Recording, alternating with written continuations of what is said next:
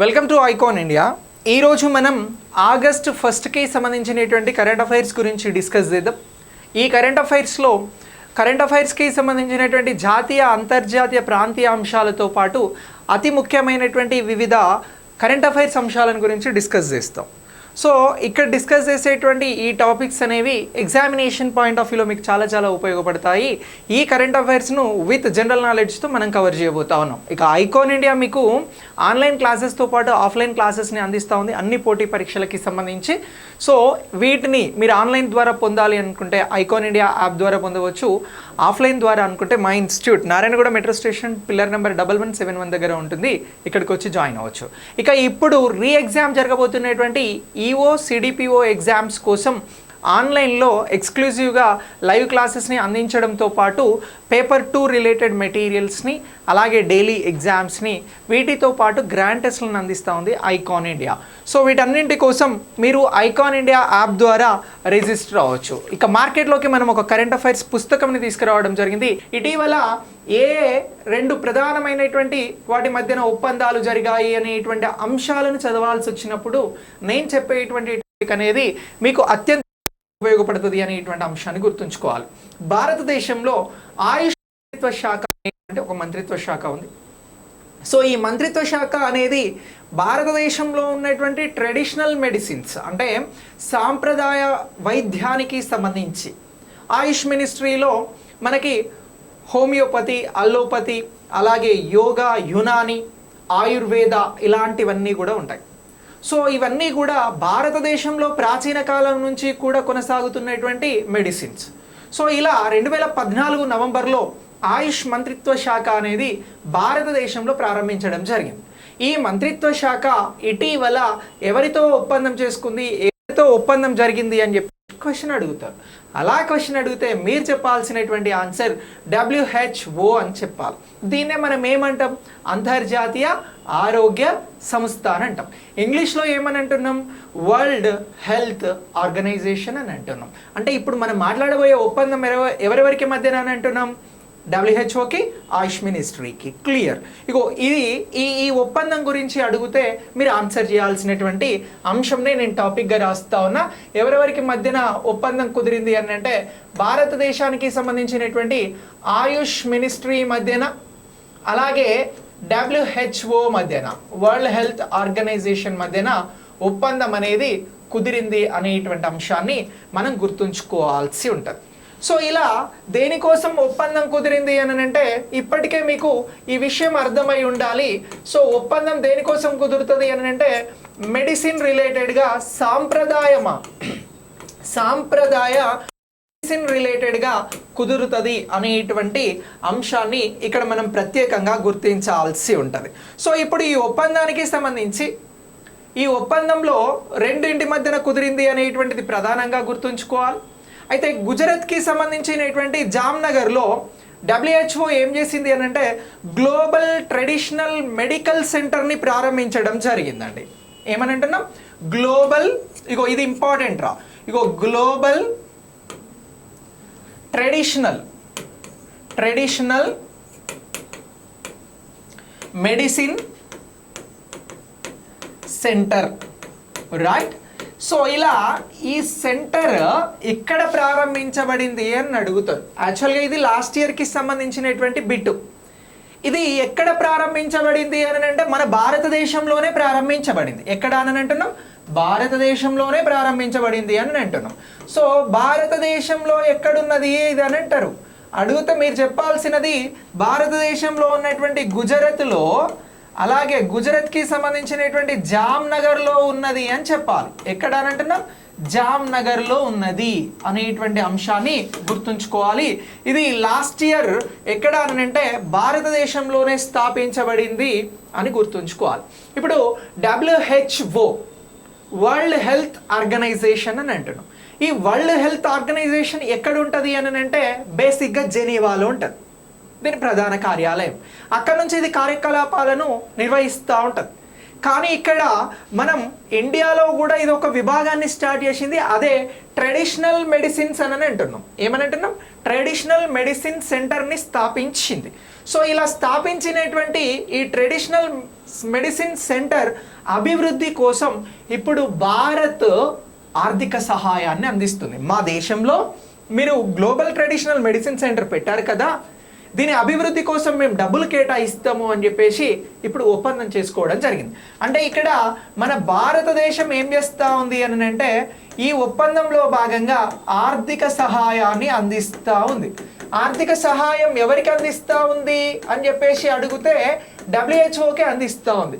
డబ్ల్యూహెచ్ఓలో ఏ విభాగం కోసం అందిస్తూ ఉంది అని అంటే మళ్ళీ మన దేశంలో నిర్వహించబడుతున్నటువంటి గ్లోబల్ ట్రెడిషనల్ మెడిసిన్ సెంటర్ కోసమే అందించడం జరుగుతూ ఉంది అనేటువంటి అంశాన్ని మనం గుర్తించాల్సి ఉంటుంది. మరి ఈ ఆర్థిక సహాయం అనేది ఎంత అందించారు అని అడుగుతారు. ఇటీవల ఈ గ్లోబల్ మెడిసిన్ సెంటర్కి, ట్రెడిషనల్ మెడిసిన్ సెంటర్కి భారత్ ఆర్థిక సహాయం ఇచ్చింది. ఈ ఒప్పందం డబ్ల్యూహెచ్ఓ అలాగే ఆయుష్ మినిస్ట్రీ మధ్యన జరిగినది. సో ఇప్పుడు దీనికి సంబంధించి ఎంత మొత్తం ఇవ్వడం జరిగింది అని చెప్పేసి ఇక్కడ క్వశ్చన్ అడుగుతారు. అలా క్వశ్చన్ అడిగితే మనం చెప్పాల్సినటువంటి ఆన్సర్ ఏంటి అని అంటే దీనికి సంబంధించి $85 మిలియన్ అని చెప్పేసి ఆన్సర్ చేయాల్సి ఉంటుంది. ఎంత అన్నట్టు $85 మిలియన్ల అందిస్తూ ఉన్నారు. ఆర్థిక సహాయం ఎంత అందిస్తున్నారు అని ఎక్కడైనా క్వశ్చన్ వస్తే డైరెక్ట్ క్వశ్చన్ వస్తుంది. క్వశ్చన్ ఎట్లా వస్తుంది? ఆయుష్కి సంబంధించి డబ్ల్యూహెచ్ఓకి సంబంధించి ఒప్పందం కుదిరింది. ఎందుకోసం కుదిరింది అని అంటే గ్లోబల్ ట్రెడిషనల్ మెడిసిన్ సెంటర్ అభివృద్ధి కోసం కుదిరింది. ఇందులో భారత్ ఎంత ఇస్తూ ఉంది అని అంటే $85 మిలియన్ ఇస్తూ ఉంది అనేటువంటి అంశాన్ని ఇక్కడ మనం ఆన్సర్ చేయాలి. ఎంత అన్నట్టు $85 మిలియన్ అందించడం జరుగుతూ ఉంది భారత్. మరి $85 మిలియన్ ఒకేసారి ఇస్తూ ఉందా సార్ అని అంటే ఒక్కసారి ఇవ్వట్లే. ఇప్పుడు మనం ఏ ఇయర్లో ఉన్నాము అని అంటే 2024లో ఉన్నాం. అయితే ఈ ఒప్పందానికి సంబంధించిన టైంని ఎక్కడి నుంచి ఎక్కడి వరకు తీసుకుంటున్నారు? ఈ $85 మిలియన్ ఎప్పుడు ఇవ్వాలి అని ఏ టైం మధ్యలో ఇవ్వాలి అని నిర్ణయించారు అని అంటే 2022 నుంచి 2032 వరకే, అంటే 10 సంవత్సరాల కాలానికి ఇంత మొత్తం ఇస్తా ఉన్నారు అనేటువంటి అంశాన్ని మనం గుర్తుంచుకోవాలి. ఎన్ని సంవత్సరాల కాలానికి అని అంటున్నాం? 10 సంవత్సరాల కాలానికి ఇంత మొత్తం ఇవ్వడం జరుగుతూ ఉంది అనేటువంటి అంశాన్ని మనం గుర్తించాల్సి ఉంటుంది. సో ఇలా భారతదేశం నుంచి ఈ ఒప్పందం కోసం ఎవరు పాల్గొనడం జరిగింది అని చెప్పేసి అడిగితే మనం చెప్పాల్సినటువంటి పేరు అరవింద్ బాగ్చి పాల్గొనడం జరిగింది అని చెప్పాలి. అలాగే డబ్ల్యూహెచ్ఓ నుంచి ఎవరు పాల్గొన్నారు దీనికి సంబంధించి అని అంటే ఎల్వార్డ్, ఏమని అంటున్నాం? బాగ్చి, ఎల్వార్డ్. ఇద్దరు పేర్లను గుర్తుంచుకోండి. బాగ్చి ఇండియా నుంచి, ఇండియాకి ఈయన ప్రత్యేకమైనటువంటి ప్రతినిధి. అలాగే ఈయనకి అలాగే ఇంకెవరు అని అంటున్నాం? ఎల్వర్డ్. ఈ ఇద్దరి మధ్యన ఒప్పందం కుదిరింది, ఒప్పందంపై సంతకాలు చేశారు అనేటువంటి పేర్లను కూడా గుర్తుంచుకోండి. పేర్లను అడగకపోవచ్చు, బహుశా ఒప్పందం గురించి అడగడానికి అవకాశం ఉంటుంది. సో అలా అడిగితే మీరు దీనికి సంబంధించి ఆన్సర్ చేయాలి. ఇలా ఆయుష్కి సంబంధించినటువంటి కేంద్రానికి ఆయుష్ మంత్రిత్వ శాఖ అనేది కీలకం. సో ఆయుష్ని, ట్రెడిషనల్ మెడిసిన్స్ని గుర్తించేందుకు వరల్డ్ హెల్త్ ఆర్గనైజేషన్ అనేది చర్యలను చేపట్టింది. ఈ చర్యలలో భాగంగానే ఇక్కడ ట్రెడిషనల్ మెడిసిన్ సెంటర్ని ప్రోత్సహించాలి అనేటువంటి ఉద్దేశంతో డబ్ల్యూహెచ్ఓ గుజరాత్ జామ్నగర్లో దీన్ని ప్రారంభించింది. ఇప్పుడు దీనికి ఆర్థిక సహాయంగా 10 ఏళ్ల కోసం $85 మిలియన్ ఇస్తూ ఉన్నారు అనేటువంటి అంశం మనం ప్రత్యేకంగా గుర్తుంచుకోవాల్సి ఉంటుంది. ఇక నెక్స్ట్, డబ్ల్యూహెచ్ఓ ప్రపంచంలో ఉన్నటువంటి వ్యాక్సిన్స్ని గుర్తిస్తూ ఉంటుందండి, మెడిసిన్స్ని గుర్తిస్తూ ఉంటుంది. డబ్ల్యూహెచ్ఓ ప్రతిపాదనలతోటే అవి మనం వాడేటువంటి మెడిసిన్స్ అన్నీ కూడా మార్కెట్లోకి వస్తూ ఉంటాయి. అలాంటిది ఇప్పుడు ఇంటర్నేషనల్ క్లాసిఫికేషన్ ఆఫ్ డిసీజ్ అనేటువంటిది ఒకటి ఉంటుందండి. ట్రెడిషనల్ మెడిసిన్స్ని ఏ క్లాసిఫికేషన్లో డబ్ల్యూహెచ్ఓ గుర్తిస్తూ ఉంది అని అడుగుతారు. ఇది చాలా చాలా ఇంపార్టెంట్ పాయింట్. మెడిసిన్ క్లాసిఫికేషన్లో ట్రెడిషనల్ మెడిసిన్స్ని ఏ క్లాసిఫికేషన్లో గుర్తించింది అని అడుగుతారు. అలా అడిగితే మీరు చెప్పాల్సింది ఏంటి అని అంటే ఈ మెడిసిన్ క్లాసిఫికేషన్కి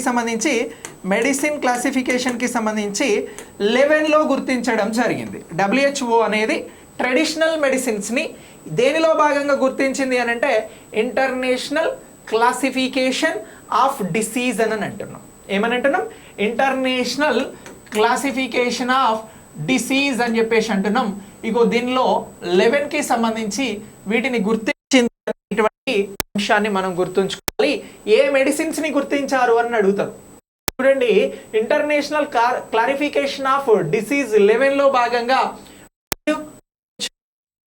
గుర్తించిన మెడిసిన్స్ ఏంటి అని అంట, అంటే ట్రెడిషనల్ మెడిసిన్స్ ని గుర్తించింది అని చెప్పాలి. ట్రెడిషనల్ మెడిసిన్ ఏంటి అని అంటే ఆయుర్వేదం, యునాని, ఉన్నటువంటి మెడిసిన్ చేయాల్సి.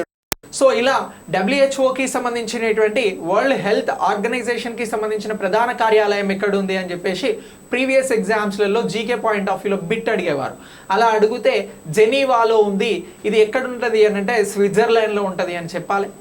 అలాగే డబ్ల్యూహెచ్ఓకి సంబంధించినటువంటి ప్రస్తుతం దీనికి ఎవరు హెడ్గా ఉన్నారు, సెక్రటరీ జనరల్గా ఎవరు ఉన్నారు అంటే అధోనామ్ టెడ్రోస్ అని చెప్పేసి చెప్పాల్సి ఉంటుంది. ఎవరు అని అంటున్నాం, అధోనామ్ టెడ్రోస్ అనేటువంటి పేరుని మనం ఇక్కడ ఆన్సర్గా చేయాల్సి ఉంటుంది.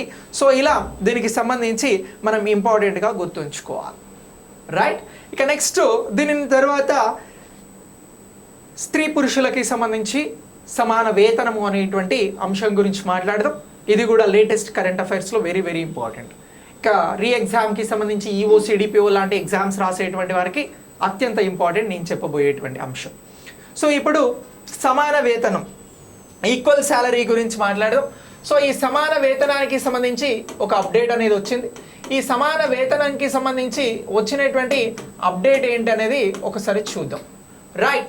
కరెంట్ అఫైర్స్కి సంబంధించి ఇలాంటి అంశాల మీద మనం పట్టు సాధించాల్సిన అవసరం అనేది మనకు అత్యంత ఎక్కువగా ఉంటుంది అనేటువంటి అంశాన్ని ఇక్కడ మనం గుర్తించాల్సి ఉంటుంది, రైట్. మహిళలకి సంబంధించి వివక్ష జరుగుతూ ఉంది అనేటువంటి అంశంలో చాలా వాదనలు ఉంటాయి.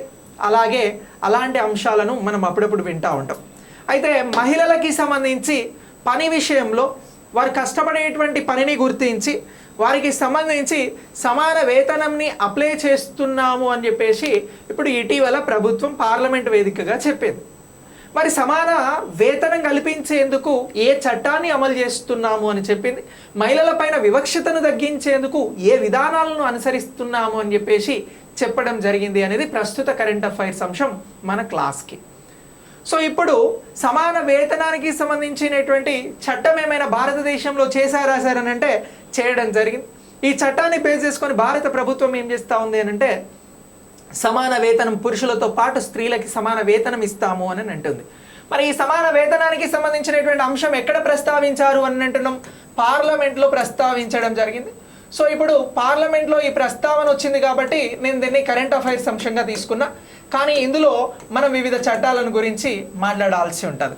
సో ఇప్పుడు పురుషులతో పాటు స్త్రీలకి సమాన వేతనం అందిస్తున్నాము, ఈ సమాన వేతనం అందించేందుకు చట్టాన్ని అమలు చేస్తూ ఉన్నాము అనేటువంటి ప్రకటనను ప్రకటించడం జరిగింది. సార్ సమాన వేతన చట్టం ఎలా ఉంది సార్, పురుషులతో పాటు స్త్రీలకి, మేల్తో పాటు ఫీమేల్కి అని అంటే సమాన వేతన చట్టం లేదా ఈక్వల్ శాలరీకి సంబంధించినటువంటి యాక్ట్ అనేది మనకి చట్టం అనేది 1976లో వచ్చింది అని గుర్తుంచుకోవాలి.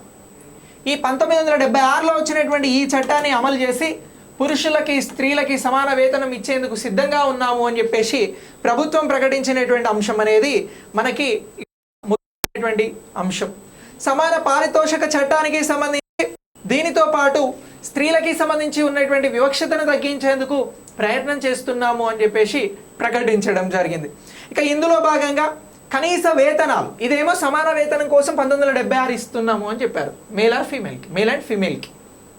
పురుషునికి ఎంత శాలరీ వస్తే స్త్రీకి కూడా అంతే శాలరీ వస్తుంది. దీనికోసం 1976లో ఒక చట్టం వచ్చింది. ఇగో ఈ చట్టం ప్రకారం స్త్రీలపై ఉన్నటువంటి వివక్షతను తగ్గిస్తున్నాము అని చెప్పారు.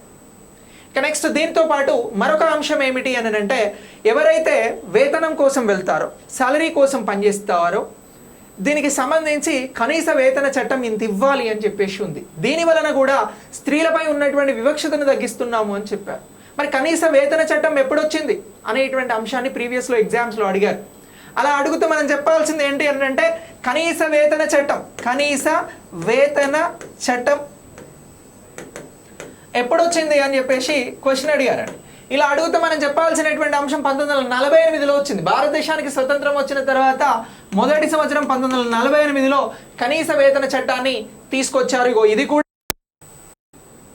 వివక్షతను తగ్గించడానికి కృషి చేస్తూ ఉంది, అమలు చేస్తూ ఉన్నాము అని చెప్పారు. ఇక నెక్స్ట్ దీంతో పాటు వేతన చెల్లింపుల చట్టం, పని చేయించుకొని వేతనం ఇవ్వకపోతే దానికి కూడా ఒక చట్టం ఉంది. స్త్రీల పట్ల ప్రత్యేకమైనటువంటి శ్రద్ధ తీసుకొని ముందుకెళ్తా ఉంది. ఇగో దీనిని 1936లో తీసుకురావడం జరిగింది. ఏమని అంటున్నాం? కనీస వేతన చెల్లింపుల చట్టము అని అంటున్నాం. చెల్లింపుల చట్టం ఎప్పుడు వచ్చింది అని అడుగుతారు. ఇలా అడిగితే మీరు చెప్పాల్సిన 1936. చాలా చాలా ఇంపార్టెంట్ జరిగేటువంటి అంశాలు ఈఓ సిడిపిఓ ఎగ్జామ్స్ రాసేటువంటి అభ్యర్థులకి వీలైతే నోట్ చేసుకోండి. దీని తర్వాత మెటర్నిటీ బెనిఫిట్ చట్టం అనేది ఒకటి వచ్చింది. స్త్రీలు ఎవరైతే వారి సంతానోత్పత్తిలో లీవ్స్ తీసుకుంటారో ఆ బెనిఫిట్ని పొందేందుకు కూడా చట్టం అనేది రావడం జరిగింది. ఈ చట్టంలో భాగంగా ప్రసూతి సెలవులు ఉంటాయి. వారికి సంబంధించిన సౌకర్యాల కోసం క్రెచ్ సెంటర్లని చేయాలనేటువంటి అంశం కూడా చట్టం భాగంగా ఏర్పాటు చేయడం జరిగింది. ఇగో ఇలాంటి వారికి సంబంధించి ఒక చట్టం వచ్చింది, మెటర్నిటీ బెనిఫిట్ యాక్ట్ అని అంటాం. ఈ యాక్ట్ ఎప్పుడు వచ్చింది అని అంటే 1961లో వచ్చిందండి. ఏమని అంటున్నాం? మెటర్నిటీ బెనిఫిట్ యాక్ట్ అనేది ఒకటి రావడం జరిగింది. ఇగో ఈ బెనిఫిట్ యాక్ట్ ఎప్పుడు వచ్చింది అని అంటే 1960లో రావడం జరిగింది. సో దీని ద్వారా కూడా అమలు చేసి కూడా స్త్రీలపై జరుగుతున్నటువంటి వివక్షతను తగ్గిస్తున్నాము అని చెప్పేసి ప్రభుత్వం చెప్పడం జరుగుతూ ఉంది.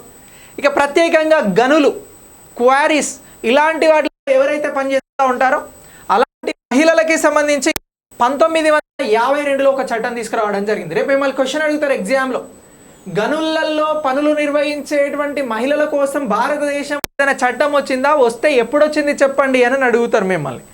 దీనికి సంబంధించి గనుల చట్టం గురించి వచ్చినటువంటి అంశం గురించి వస్తే మనం చెప్పాల్సినది 1952 అని చెప్పాలి. ఏమని అంటున్నాం?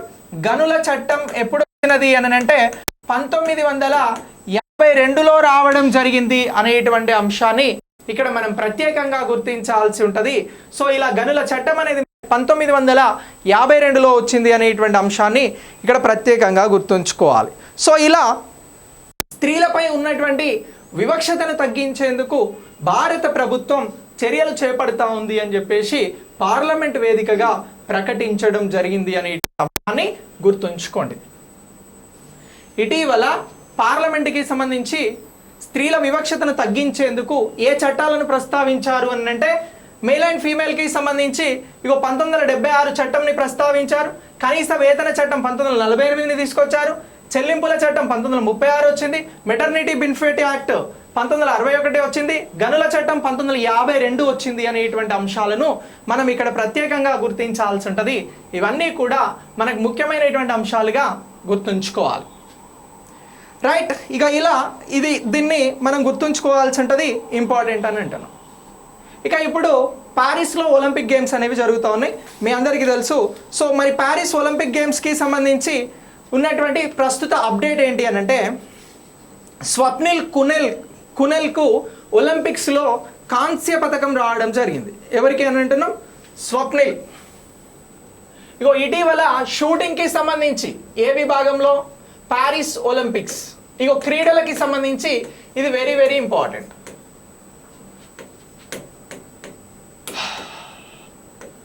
ప్యారిస్ ఒలింపిక్స్ అని అంటున్నాం.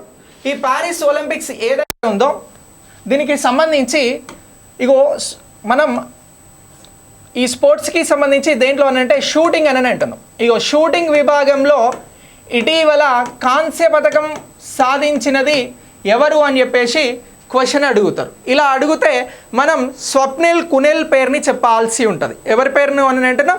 స్వప్నిల్ కునాలే. స్వప్నిల్. సో స్వప్నిల్ కునాలే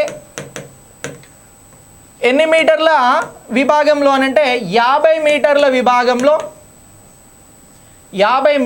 విభాగంలో కాంస్య పథకంను సాధించడం జరిగింది. సో ఇలా కాంస్య పథకంను సాధించినటువంటి స్వప్నిల్ని ఎవరు అభినందించారు అని అంటే భారత ప్రధానమంత్రి పిఎం మోదీ గారు అభినందించడం జరిగింది అని చెప్పేసి ఇక్కడ గుర్తుంచుకోవాల్సి ఉంటుంది. ఇది ప్యారిస్ ఒలింపిక్స్కి సంబంధించి మనం గుర్తుంచుకోవాల్సినటువంటి ముఖ్యమైనటువంటి అంశం. సో ప్యారిస్ ఒలింపిక్స్ 2024లో స్వప్నిల్ ఏ పథకాన్ని సాధించాడు అని అంటారు? కాంస్య పథకాన్ని సాధించాడు అని చెప్పాలి. ఇగో దీనికి సంబంధించి ఎన్ని మీటర్ల విభాగంలో దీన్ని సాధించాడు అని అంటే 50 మీటర్ల రైఫిల్స్కి సంబంధించినటువంటి విభాగంలో దీన్ని సాధించాడు అనేటువంటి అంశాన్ని మనం గుర్తించాల్సి ఉంటుంది.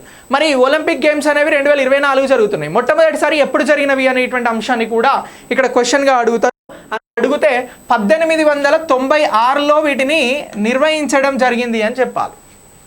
మొదటిసారి ఒలింపిక్స్ ఎప్పుడు జరిగినాయి జీకే బిట్టు ఇలా అడిగితే మొదటిసారి 1896లో ఒలింపిక్ గేమ్స్ అనేవి ఫస్ట్ టైం జరిగాయి అని అంటున్నాం. 1896లో మొదటిసారి ఒలింపిక్స్ గేమ్స్ జరిగాయి అనేటువంటి అంశాన్ని మనం గుర్తించాల్సి ఉంటుంది. సో ఇలా దీనికి సంబంధించి ముఖ్యమైనటువంటి అంశంగా గుర్తుంచుకోవాలి. రైట్, ఇక నెక్స్ట్ దీని తర్వాత మరొక అంశం గురించి వస్తే మాన్యుమెంట్కి సంబంధించినటువంటి ప్రాచీన అవశేషాలు ఏవైతే భారతదేశంలో ఉన్నాయో వీటికి సంబంధించిన మిషన్ని ప్రారంభించడం జరిగిందండి. నేషనల్ మిషన్ ఆన్ మాన్యుమెంట్కి సంబంధించినటువంటిది. So national mission on monument ఏదైతే ఉందో దీనికి సంబంధించి దానిని ప్రారంభించడం జరిగింది.